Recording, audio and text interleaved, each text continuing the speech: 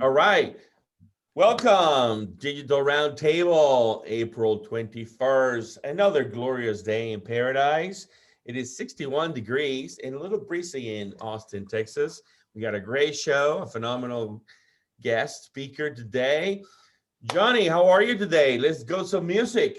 I'm just fine, sir, in honor of Llewelyn. Let's go to Lukenbach, Texas. Wheeling, whaling, and the boys. This successful life we're living got us feeling like the Hatfields and McCoys. That's in honor of Llewelyn. I am awesome. How are you doing today, Johnny? Weather is looking good. Weekend should be a fantastic weekend. Yes, sir. The weather's fine. I went out this morning. It was a little nip in the air for an mid-April in Texas, but absolutely wonderful. The weather has been interestingly strange in lots of ways, but I am doing fine and watching us try to rebound from all of the economies, if you will, of pandemic. Yeah, great. Llewelyn, how are you doing, sir? Hello. We're doing rather well up here in New England, although in terms of weather, the great New England spring has had a bit of a relapse. They're actually expecting snow in the north, and we're expecting wind and rain, and it's overcast today. All right. Well, one last shot of the spring skiing season then.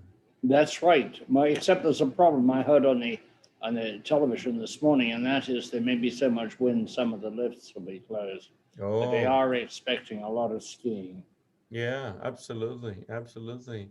Well, we got a great guest today, Jeff DeCoux. Jeff, how are you, sir? I'm doing great. I appreciate the invite. Excellent. Well, we're looking forward to having you and getting your insights. And so Jeff DeCoux is the chairman of the Autonomy Institute. And the Autonomy Institute is a government, industry, academia, and public alliance to create the policies, industries, jobs, and community benefits of autonomy, starting with the intelligent and autonomous infrastructure that is the equivalent of the Eisenhower Interstate Highways. Prior to leading the Autonomy Institute, Jeff was the president and CEO of multiple companies, a serial entrepreneur with notorious success. Some of those companies include Atreus Industries, Hanger Technology, Atlas and DNA, Revelogics, DCON Networks, eCustomers, Smart Nap, and Smart Technologies. So welcome again, Jeff. And if you want to say anything else about your background or the Autonomy Institute, now would be a good time. Well, just real quick, once again, I appreciate being invited. I look forward to the conversation. Probably the best thing to say about the Autonomy Institute is it's focused on a path to commerce. So even though it says institute, we already believe there's plenty of technology on the shelf, especially with some of the incredible universities and industry partners out there, and it just has to be fielded. So our goal is to get many of these applications actually deployed within our society. Mm-hmm. My prior background's always been enterprise software, but now for the last 5 years, been heavily involved with physical systems. Yeah, I was going to ask you real quick. Clearly we focus on digital transformations in this show, and we are been tracking sort of all kinds of actors and trends and influence on that. One being COVID, and obviously, hopefully everybody's vaccinated by now. But from your point of view and everything that you're doing, and you talk to all kinds of spheres, including the Department of Defense and stuff, what have you seen that you can share with us? Some of the impacts of COVID. It seems like a lot of people have reset and reshuffled and reinvented things. And what can you share about the impact of COVID, good, bad, or ugly, in terms of your point of view? I mean, it's definitely affected society in a lot of ways, but on the positive side, we've seen people really focus on what can we do with digital infrastructure, everything from broadband to 4G, 5G, and the dependency on being connected obviously was highlighted, and the need to eliminate the digital divide became very clear because of the impact of COVID. The other thing that we experience on the autonomous system side is a massive expansion and interest in whether it be delivery of systems or other forms of connected and autonomous applications. Right. So a lot of Right. investment. Right. So gentlemen, where are we on COVID now? Johnny, where's the story? Well, I think the story, first of all, let me say to Jeff, I think the technology transfer is, I have books on tech transfer, and it's always interesting to look at taking it out of universities or taking it out of DOD. So I'm looking forward to talking about that. In time of COVID, we're here. As the number of people who get the shots increase, there is a settling kind of activity that's happening. And then all of a sudden we get the pullback, from the paper saying, let's make sure that we go through the certain kind of procedures with masks. You can see the economy coming back. When I go by the hotels, it looks like cars are filling up again. And so I think that COVID will be managed. I don't know, it would be a pandemic, that is where we would have to take the shot every year, but certainly is not where it was last year. And certainly the medical people are coming around and saying we might be able to really reopen, but it's all about reopening the economy, and it's all about going forward and how business models have changed and all of the technologies that's evolved. That Amazon does 90% of all the probably of the commerce online. So it's going to be interesting to see how that plays out, how we recover, how new business models develop, how new technology transfer affects our ability to work, whether it's staying at home or working or moving to the office or back to the office, a hybrid model. Right. So COVID is here, but there's a growing kind of positive self-awareness about where we are. Yeah. Llewelyn, what's your take? What's going on with COVID? Where are we? Well, I think we're halfway there. And I think the worry is people are not getting their shots. I've been doing a little bit of traveling. I went down to Fort Lauderdale, and then I was in Washington. Washington was pretty locked down. Fort Lauderdale, you wouldn't think there was any difference. Some people wearing masks, but not all of them by any means. I'd say only about half of them. And there was no sense that there was any problem. And they were sitting very close together and walking together everywhere.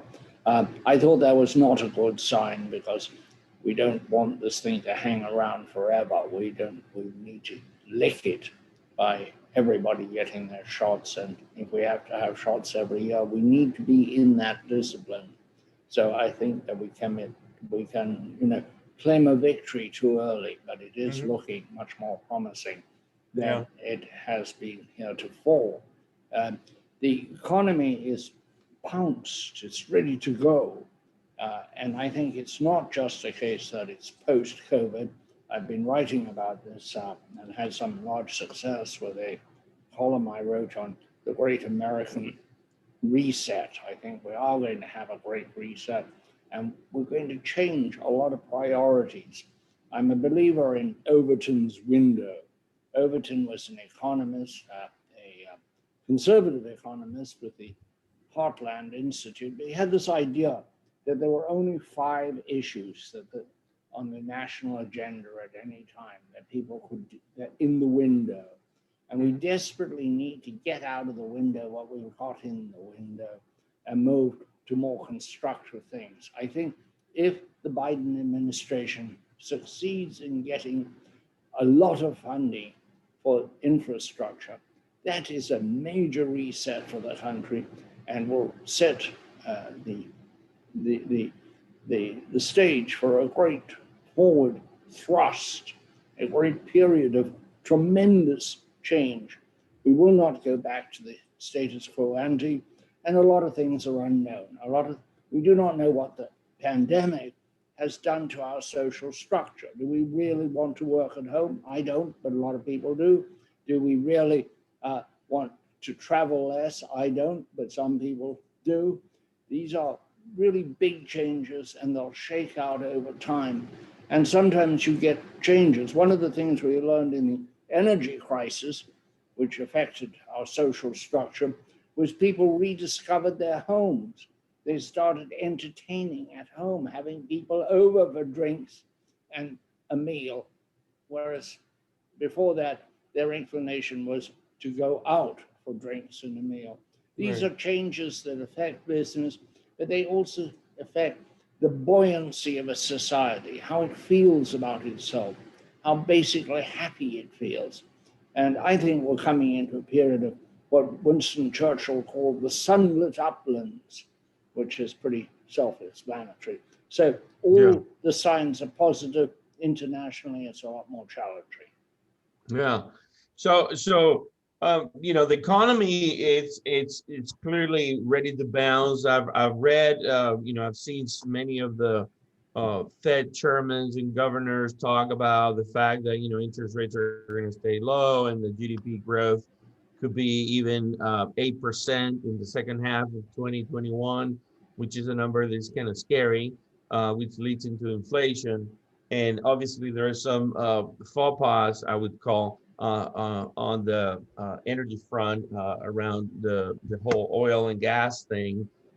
Price of gas is skyrocketed the last 2 days. It's up $2.91 on the barrel of oil, which is not a good thing, but it's clearly good for all those that are fracking.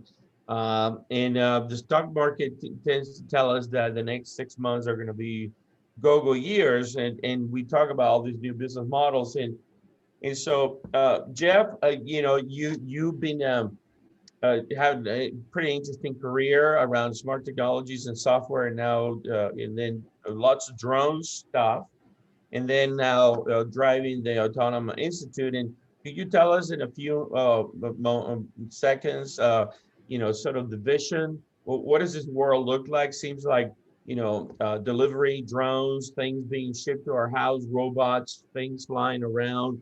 What is this going to look like? What is this future that you're preaching about? Well, I'd first like to say that I'm very concerned about the economy. I mean, everything looks rosy as can be. I mean, like the amount of money we're spending, but what people are failing to see is, I mean, our exports are, the delta between our imports and exports are skyrocketing. And we need to see innovation. So I like the idea of investing in infrastructure, like something new, something that actually builds the country back to where, back to what Eisenhower did with the interstate highways, because we have not seen anything expansive like that really in our lifetime.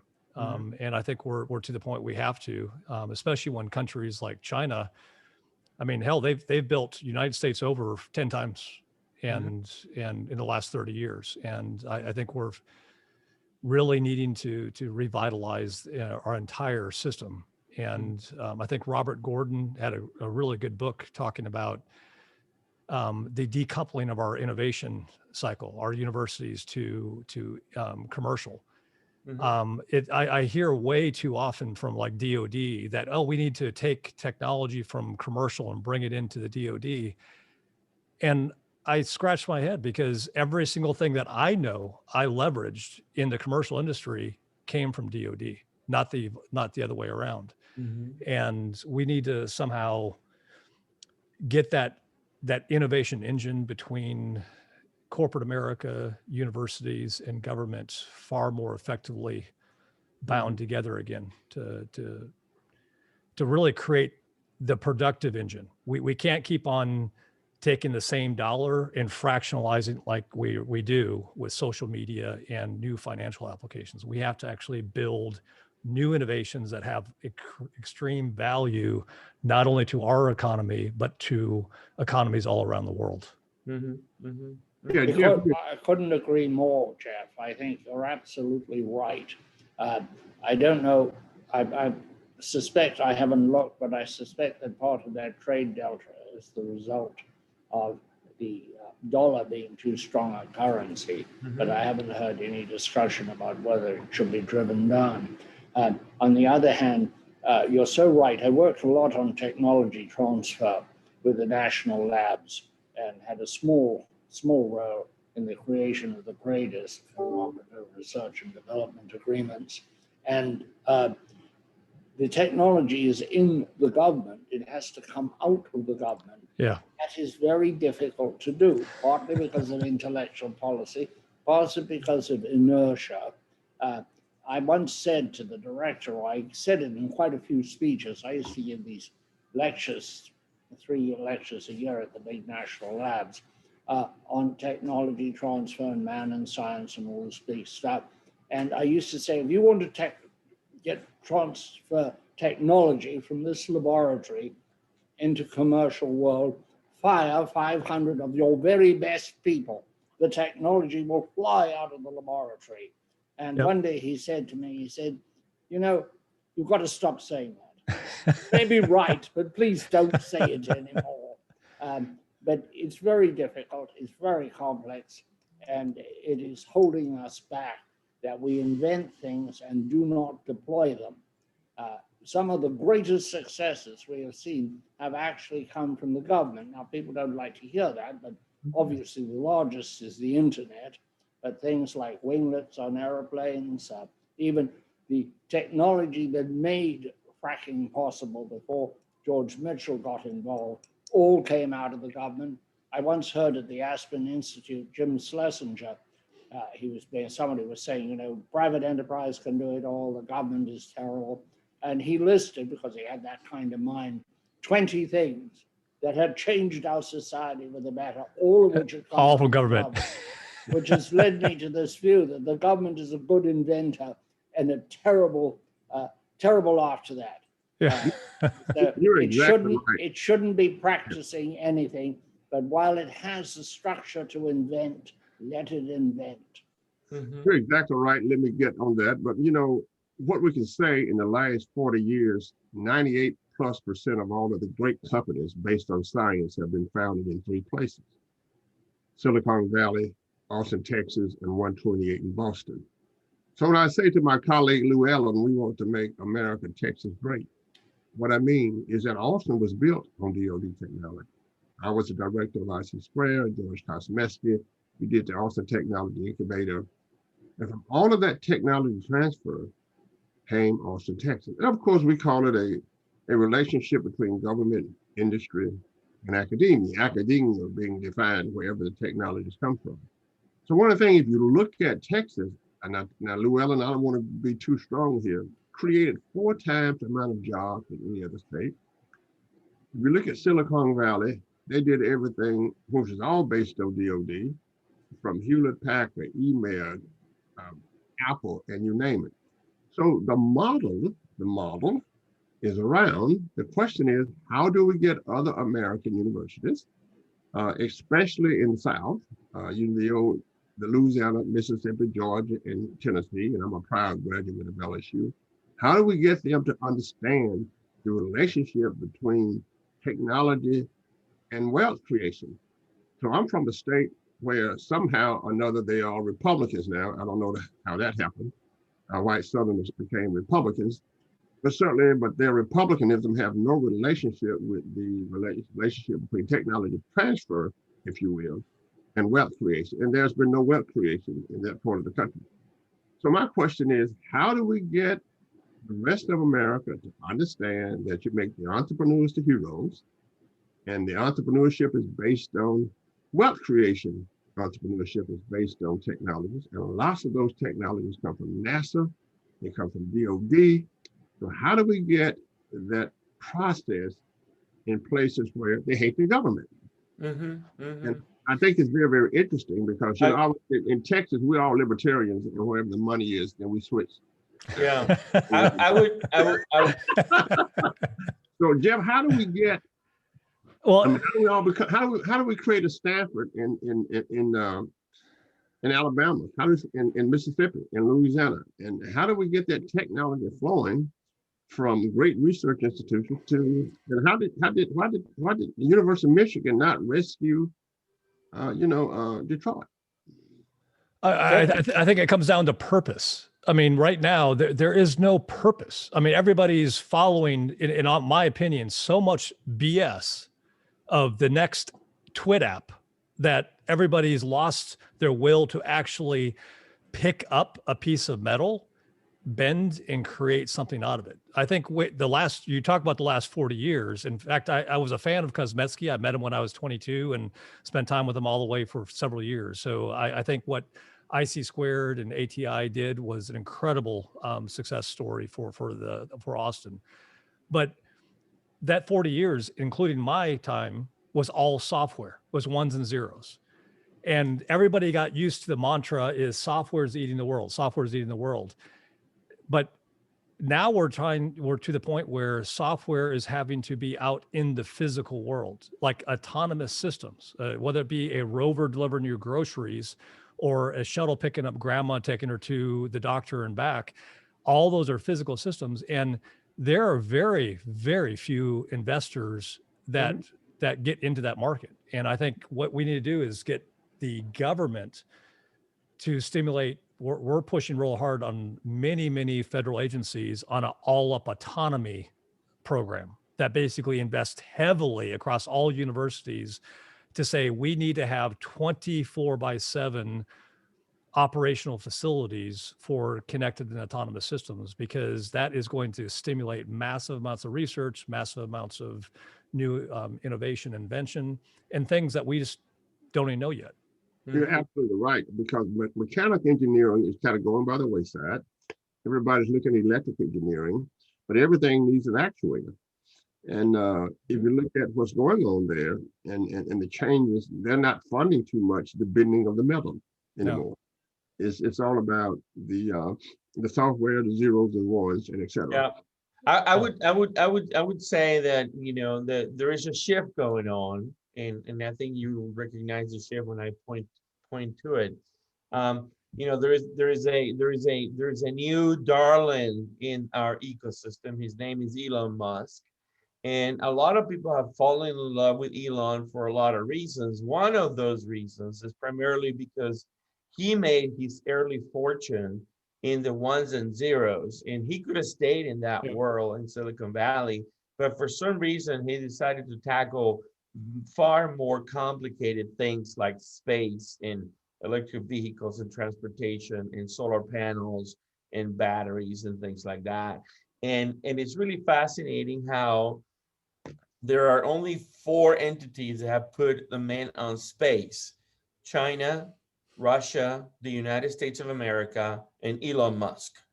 And there is a shift going on with Apple and Microsoft and Amazon and Tesla at some point being the next trillion-dollar companies with an incredible reach.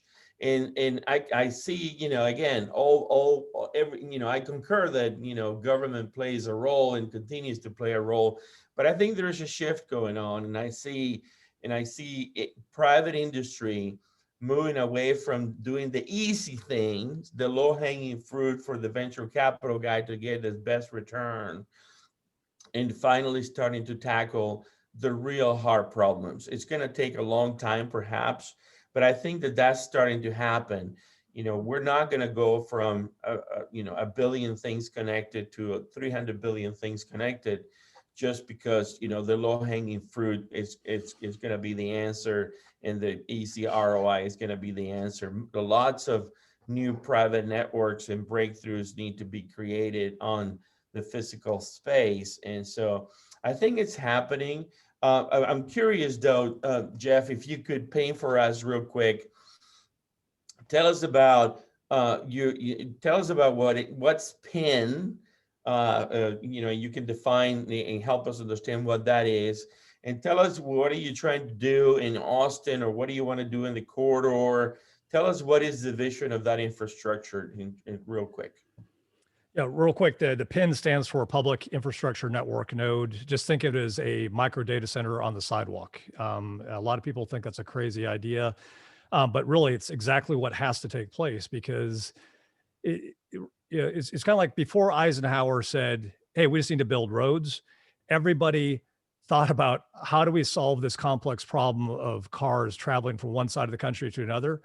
And they did things like, oh, let's put bigger tires on these things. Let's put let's put more wheels. Let's put bigger engines on these things. And finally, Eisenhower said, why don't we just build some roads so we can actually make it effective to go from one city, one state to another. And what you see is, especially from autonomy, everybody's focused on the device, the node, not the network. And really, right now, people don't comprehend. We do currently have 100% autonomous vehicles in our industry, 100%. Every single device or car that drives around right now is autonomous. It's carbon-based autonomy, but what we're trying to do is get to silicon-based autonomy. How does carbon-based autonomy perform in our cities? We are not very good at coordinating with each other to get around a city effectively. So even if we had level 5 autonomy, we are not going to get more traffic flow. We're not going to solve the problems that we think we're envisioning being solved.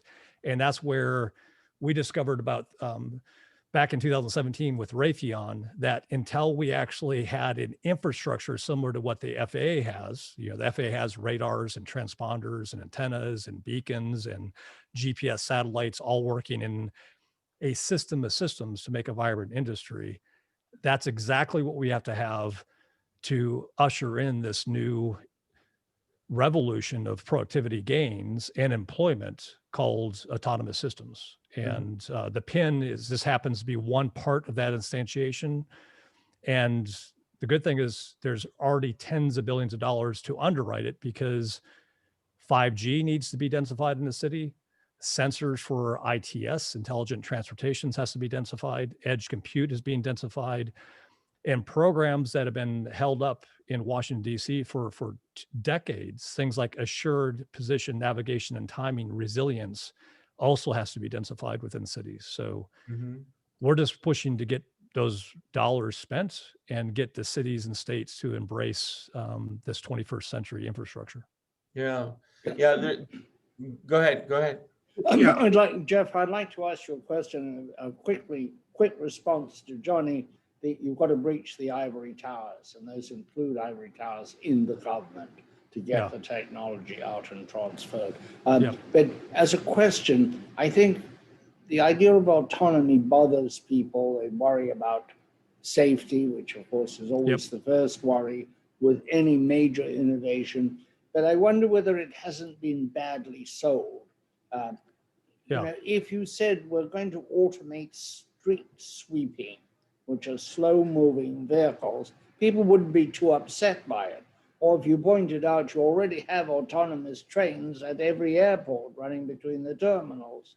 But the idea that your car or your Uber in particular will suddenly be autonomous, and of course there will be accidents, but you've got to sell the idea that the risk-benefit is superior. I often say, you cannot go from Kitty Hawk to a 777X without a crash or two along the way. And you cannot envision all of the peripheral things that will have to be developed and which business commerce will develop automatically. On this broadcast previously, I've said we don't need the utilities to build charging stations for electric vehicles. We need an environment in which is attractive for other companies to build them.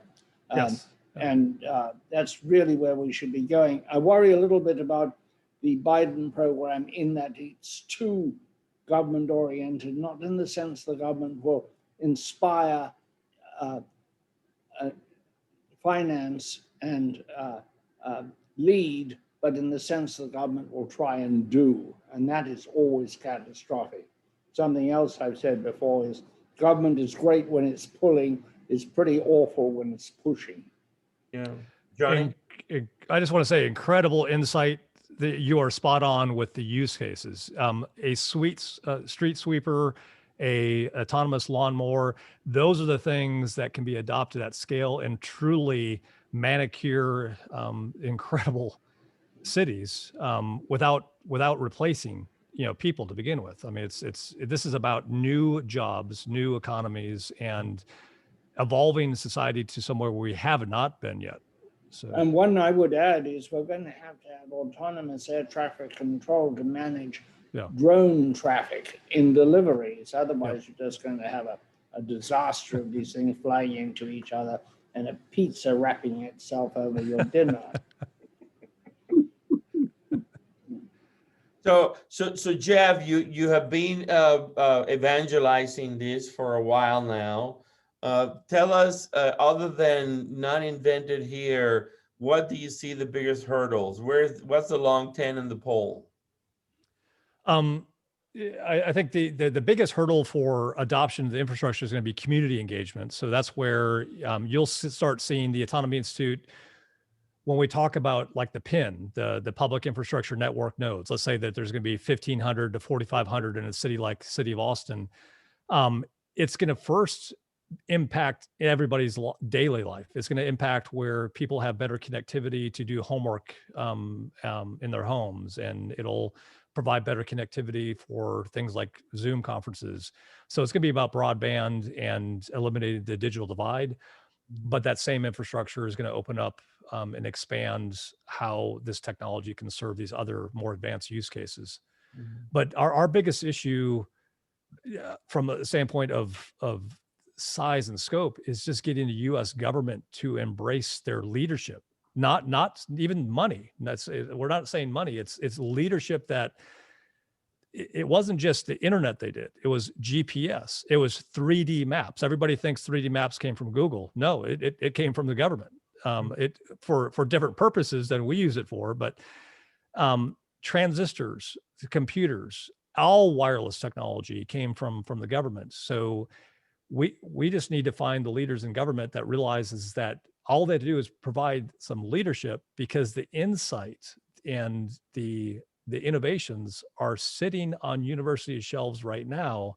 It just has to be applied to a purpose, not just 5G for 5G's sake. Is 5G for this specific use case of a rover delivering groceries to this neighborhood? How do we make it happen here and expand it across all 50 states? And absolutely. So you're talking about putting a business model, which is my class is about, my undergraduate and MBA class is about. That is, of the things that's sitting on the shelf, how do you put a business model around that? And then how do you walk up the industry and say, we can improve? Now we have, for an example, an interesting historical situation that is not in the tradition of tech transfer or in the tradition of Schumpeter. We have an electric grid that's running on 1929 technology that's making tons of money. Yeah. So why should I switch? What are the switching costs involved? We have the technology to do the grid edge. We have the technology to do a lot of stuff. But the question is, how do you get board of directors to understand, as Andreas tells me, physical science rather than zeros and one? How do we get those board of directors to look at the new technologies when their revenue are flying off the scale? One of the great things that happens with innovation is that people who are doing well, and I like to say that Schumpeter said profit is a cost. It's not profited in the accounting sense. It's the cost of going into new technologies and recreating the world. So how do we get board of directors to look at everything that's sitting on the shelf? And how do we get people to act like Stanford? Stanford and MIT, I think, has done a good job. Remember, we're a state school. It's going to be hard to walk into University of Texas and pull things out. They want to do the lawyers up front, but Stanford would say, take it, and when you make some money, call us. Do we combine not only the industries, but the board of directors? It's the board of directors that's really, really interesting. Well, that's where once I go back to purpose. I mean, if we have the purpose of getting connected, intelligent and autonomous systems into our society, that will transform, that will actually create new energy demands and much more resilience, requirements for resilience, where if you show the board of directors net new business, only if they also in effect deploy the new types of technologies, we'll have everybody throwing money at it. Because right now, I am very much for go green, but right now it's go green and conserve. there, like Steven Pinker says it the best. If you are going in a conservation on energy, you are going to die. There's no ifs, ands, or buts about it. Entropy only goes one direction. So the only way you can fight back entropy is apply more energy. So we've had the huge boom of coal and oil and in the electrification of America, with a big boom in 1936. But what's the next big, gigantic explosion that requires more energy? And that is clearly getting autonomy or robotics out of the factories and into the real world around us, where they're actually starting to build our buildings, clean our roads, maintain our roads, and do these incredible things that will really uplift the entire nation and create millions of new jobs. And let me give you a quick data point to prove what Jeff just said. The United States has a production capacity on electricity of 1,100 gigawatts. That 1,100 gigawatts primarily delivers the electrification needed to run 145 million homes and 28 million industrial and commercial buildings. And so that's, it's roughly, 170 million buildings. Now, if all cars, registered cars in America, 400 million of them had a 100 kilowatt hour battery and went electric, as everybody's screaming that they're going to go, that would mean that we would need to go from 1,100 gigawatts of production capacity to 4,000 gigawatts of production capacity to charge those cars. Yep. And the question is, what is the technology that we're going to choose? I think that one of the technologies we should be looking at, or any set of technologies which enable us to use fossil fuels without pollution. Carbon capture, utilization, and storage is one, but we haven't put a lot of effort into how to use it. We're swinging madly against it, whereas indeed, if we could modify the impact, particularly of natural gas on the environment, we have a wonderful fuel there. Really great for doing a lot of things. Well, once again, in 1972, Texas was the first to actually do carbon capture. So Texas, that came from Texas, the country. I mean, you said it right. You said it right. You said it right. Does this program get funding from the Texas State Development Board? But to your point about direct carbon capture, so the reason direct carbon capture has not happened is not because the technology doesn't exist. It exists. There's actually incredible companies that have been funded by companies like Bill Gates. But direct carbon capture, if Texas leans into direct carbon capture and overproduces energy, well, direct carbon capture demands massive amounts of energy. And if we can lean into things like small micro reactors and other new sources, then all of a sudden, not only do we sequester all the carbon in the atmosphere right now, but we clean the billions and billions of gallons of water. We can actually have robotics actually cleaning our oceans and actually giving everybody access to unlimited, clean water. So Andre's 4,000 gigawatts, is that what you said? Yes, sir. His 4,000 gigawatts could be an advantage. The way he phrased the statement, he implied that this was a terrible burden, but it could be a huge advantage. I like the idea of small reactors. I think we're going to need them if we're going to make hydrogen, because you need the high temperature. You're not going to do it with light water reactors. There's not enough heat in them. There's not enough efficiency. And I think we should look at every kind of high temperature thing for efficiency, including pyro furnaces for burning some of our waste. Mm-hmm. And let me just say this, there's an X factor that everybody knows. I mean, when you look at DoD technology, it is always way ahead of what we know. I know from my experiences, as lots of stuff at the government, president's appointment, et cetera, that DoD is way ahead in terms of solving problems. And as you said at the very beginning, the technology has come from DoD. So let me wonder out loud, Jeff, what do you think DoD has that in the technologies and the innovation that's not public. You know, we have a classification of technologies that's not published. How far along do you think DoD is in solving some of these basic problems, including carbon capture, including autonomous vehicles, and et cetera? Let me real quick make a side note before Jeff responds. Yeah. So we had a keynote speaker at our Digital 360 Summit in August, George Salazar, who's the chief engineer of human compute systems, and he's one of the key members of everything going back to the moon and going to Mars. And he was sharing with us very briefly the fact that there's nothing that industry is doing that can be used to go to Mars, including NVIDIA not being able to deliver GPUs that we could withstand the problem. So NASA, for example, is delivering their own graphic processing units beyond what NVIDIA can do, the #1 company in the planet, because the requirements to get to Mars in terms of temperatures and G's of force and what have you, it's something that NVIDIA is not interested in. And so go ahead, Jeff. Well, I'd say that I think you're right that on some fronts. I think when it comes to aerospace, aircraft and stuff like that, where there's some incredible things we have kind of behind closed doors.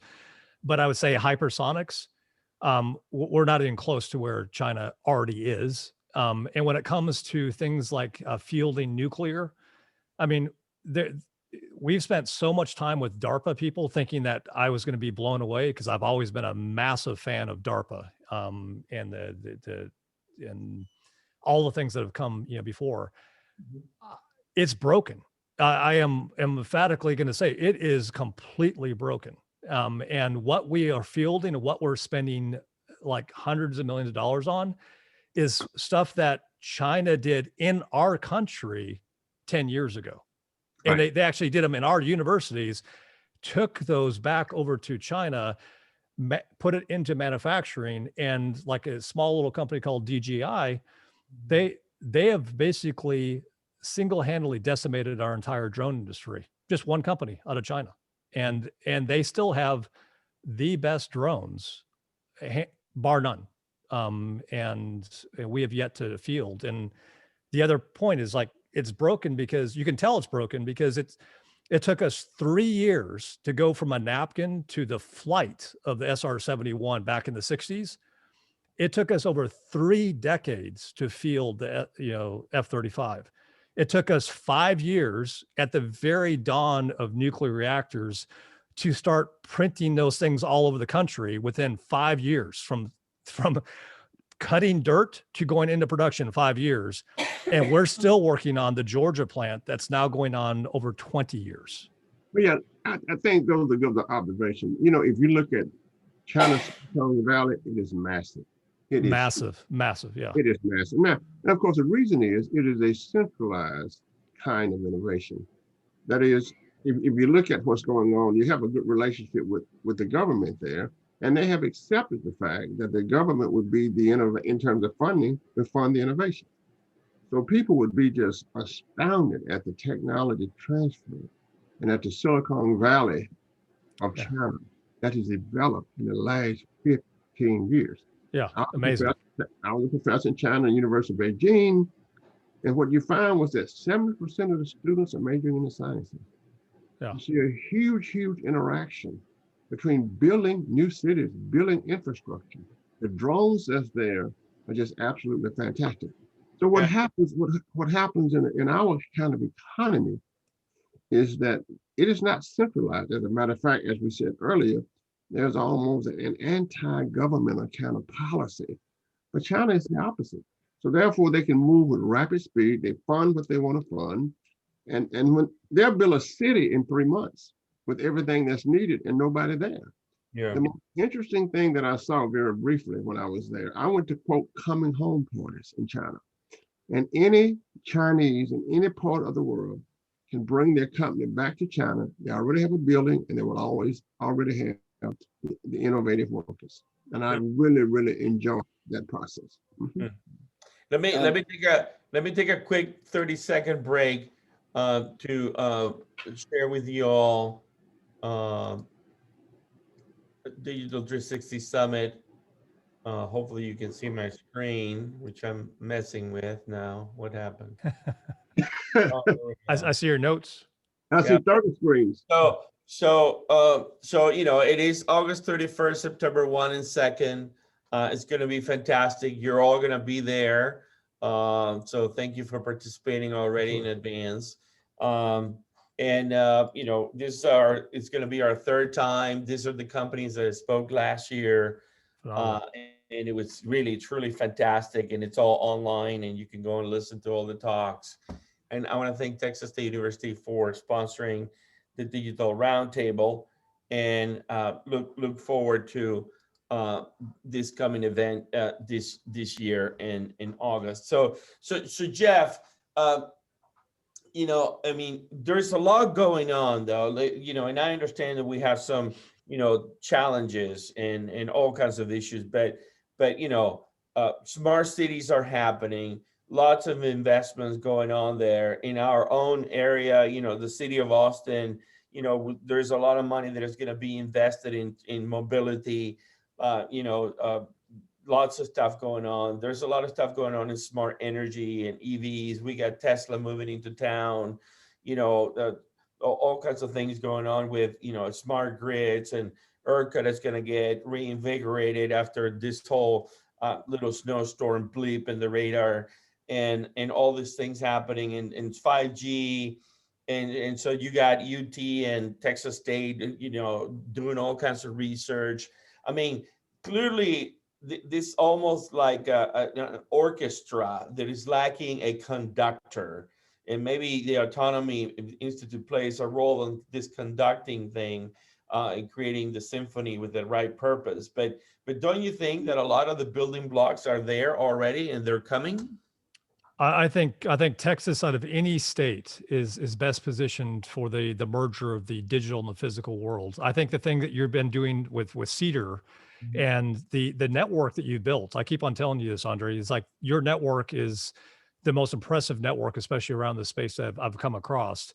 If we can just get people like John and yourself and UT and the governor's office and TxDOT and everything to unify, not only will that create a massive new upswing of jobs for the economy, but it'll actually solve the national issues. I mean, because it has to be done somewhere, so it can be duplicated everywhere. And I think we have a best position to do it. It just takes the leadership coming together and pulling it off. Well, Jeff, you remember when I was director of I-6 Square, we got the governor, Rick Perry, to really kick in the ones and zeros. Yep. We actually were the first state. We had a governor's fund. Yeah. We actually funded startups in the new areas that needed to be funded. And of course, it kind of went south. But I think that we can talk about that. What I'm a little worried about up where Llewelyn lives, we just can't allow that part of the country not to become Texas great. We have to we have to get them, you know, away from the surf that runs out. I know, it's terrible. We get through the winter without a freeze up. It's really horrible. We have public transportation. People can get around without the traffic jams that are now absolutely a regular feature of your part of the world. And you know, we have some very good ideas. We have a university up here in New England. It goes by its initials, MIT. It's amazing what's come out of it. Amazing. But I know that they're going to catch up in a century or so. But we want to bring it, but it comes in Texas. Is MIT mean manufacturing in time? Is that what? No, I think it must be some technical college or something, right? I think what you need to do, technicians. What you need to do for these pipe dreams to become a reality is to clone Elon Musk. And I tend to believe. I heard he moved to Texas. Is that him or is that the clone? No, but I want to just say this: that if we all talk about Elon Musk when we have these discussions because he's so exceptional. Now, I'm a bit of a believer in the great man theory of history. That gives something for Johnny to aspire to. I wonder why we don't have more great men of science and engineering at the moment. We've had them throughout history. Bessemer, Edison, just name them. They've not all, and suddenly we sort of stopped that thing in Silicon Valley. The only one at the moment who fits this great tradition of the Eureka men who found things, developed things, broke with the pack, is Elon Musk, and we need more of those. I agree. The reason, Llewelyn, is that in the 1980s, we shifted funding for innovation from private institutes to universities. And then we gave the ownership of that technology to universities. We don't have many private labs like Bell Labs been funded like was funded in the old days. So you're exactly right. As a matter of fact, I call them the civic sciences, to use one of George Kosmeskis. Civic scientists have done a lot in garages, right? That really changed the world. But as Jeff said, we need to come together and look at a basic model that can be looked at in one place and spread throughout the United States. Because I would love to live in New England, but I would love to live in your original home country too. But I'm afraid I won't have anything to do. Jeff, Llewelyn is the true African American that's on this program because he is from South Africa. I'm from Louisiana. Zimbabwe, not South Africa. Zimbabwe. I guess they don't teach geography at your university. Well, you know, once we get past Houston, it's all the same. But you kind of hit upon, like, as far as it really, John, you could be part of that leadership. I was talking to Admiral Inman just yesterday because I was saying that we need to find the unifying partners that. It was Ross Perot Sr., it was Pike Powers, it was Kosmetsky that stood up and actually pulled the city, the state, and the federal together. And it was around a purpose. Back at MCC and Sematech, it was when I was a kid, every single electronic I ever bought was from Japan, because they just out innovated us. And we took on that challenge. And right now, China is running shotgun around us with connected and autonomous systems. And if we rally the entire nation around it, we will out innovate the world. Well, the average is different, and I think we need to do that again. I do agree with that, and that's what we're talking about. Laura Kilcrease is ready to come home from Canada.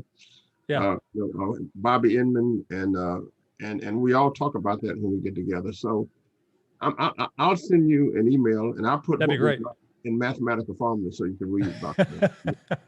I'd like to just go back to one thing. If I could just go back to one thing, and that was Andre's idea that there's all kinds of solutions bottled up in DOD. I don't believe it. My experience of this is we think they're there and they're not.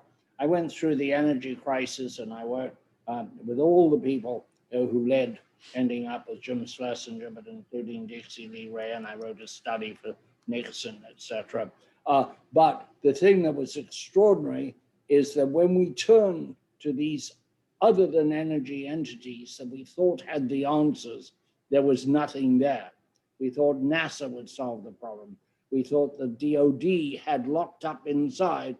Jim Schlesinger, of course, who had been secretary, he was able to disillusion us. And I even spoke to Rickover about it. They didn't have any wonderful futuristic abilities that we had ascribed to them. To ascribe all kinds of abilities in secret to DOD, be careful. There's a lot of emptiness inside the Pentagon. I know it fairly well. Yeah. I would say, Llewelyn, that I'm always hopeful that some of your sort of feedbacks, give us some room for improvement and for showing you the possibility that things can get better. We are very hopeful right now of something really important that is happening in Texas. Not because it's happening in Texas, but because of the following.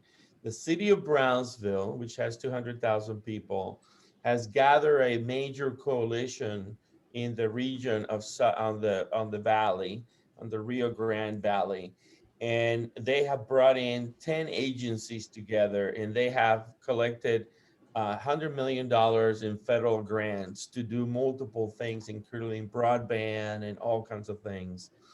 And the airport of the city of Brownsville has been designated by the FAA as a spaceport, beyond being an international airport. And SpaceX is in Brownsville, and Elon Musk is building Starbase to basically take people into space from Brownsville.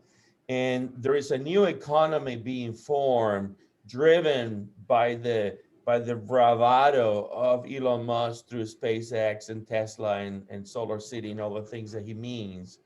And so happy enough to share with you all that CMG, my consulting firm, is the chosen company to create all the strategies for this city to become the 21st century model city with space transport and a space economy and all these things. And I think that, UT, Rio Grande, and all these entities, and it's all trying to come together. It's not there yet, but I see the building blocks. And so one of the things that I like about what Jeff is preaching, and he's a half full, empty kind of guy on a glass, is the notion that we need to get to a place of abundance. And that comes at the beginning from sharing. We need to share and let all the tide rise, all the boats, and that would give us sort of the competitive edge. So I'm super inspired and hopeful that what's going on in Texas in different pockets is going to come together at some point. Maybe we'll have a gathering in my house and invite 20 or 30 people and have some amazing dinner and decide how Texas is going to make America Texas great. I like that. I should patent that. But why don't we do this? Why don't we host together? And I'll do it at Texas Venture Labs at McCombs, somewhere on campus. Mm-hmm. And we'll bring people together like we did before. And we need people from all over the country, because it is very, very true that we took ours from Silicon Valley, and Silicon Valley took theirs from Boston. Mm-hmm. And as we go forward, given that this part of the country has done a lot of the early production in oil and gas, and given that this part of the country is also doing a lot of stuff on autonomous vehicles, I'm working with the SpaceX or whatever it is called at UT for autonomous vehicles to fly around the city right now. So why don't we do this? Why don't we get together and do a Kosmeski? I had a book dedicated to him. And let's do a Kosmeski. It's very, very big. And we can get people from Washington here. And we'll put out the Butler slogan is, let's make America, Texas great. I like that. Yeah. I like that. Yeah. Huh? Well, so now with the spaceport, I mean, I think that makes us the Texas the center of the universe, right? It is.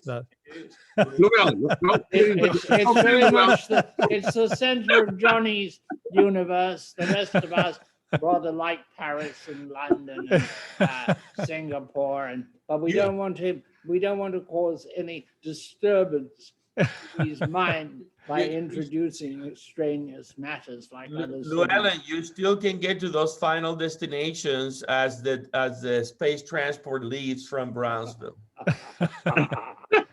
We'll get with Bobby. I need to call Bobby anyway. We'll get with Bobby. That'd be phenomenal. But you need to call Pike. He's not doing well. Yeah. But Llewelyn, you're right. I mean, like if most people understood what was happening in China and Singapore, they would have a sinking feel in their stomach. We would. I mean, Yeah. and even in Japan, I mean, Japan is economically not doing terribly well, but it's still hugely innovative. And I liked something which was said earlier in the program, which is let's get away from purely the zeros and ones. Let's start bending some metal. Yeah, I like agreed. that. And I think that's going to work very well, and we're going to see a lot of creativity because Agreed. of 3D printing. It's going to lead to all kinds of manufacturing possibilities domestically. Agreed. Absolutely. Gentlemen, unfortunately, we have come to the hour, and so I need some parting thoughts.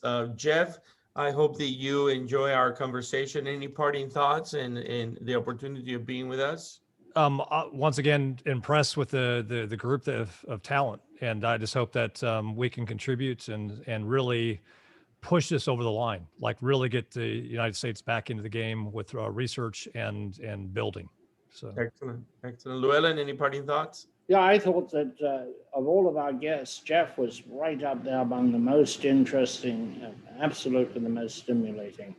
And I'm glad to see that Johnny is holding his own. It's a rough struggle, but he's managing.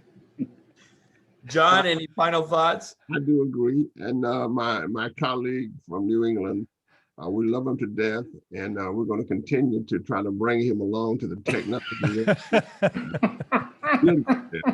What I want to say to Jeff, I really like the idea of coming together like we did earlier, and we still do come together to solve smaller problems. But let's come together and let's get a national character to this thing. I don't mind hosting it. I'm the faculty director for the Texas Venture Labs now. phenomenal. It just bring people together, and it would be a host with Texas State and the University of Texas. I love it. I love it. Please send a drone for me. Yes, we will. Yes, we will. You're already flying it wrong. You just don't know it. You know, I'm a helicopter guy from Nam, and they don't touch that airplane when it leaves. It's basically a drone, right? Yeah. Why don't we get together and think about doing that, and get the funding? We can get the funding from McCombs or from my chair, and bring everybody together. Yeah, and, Great. and we can go back and go over what we did.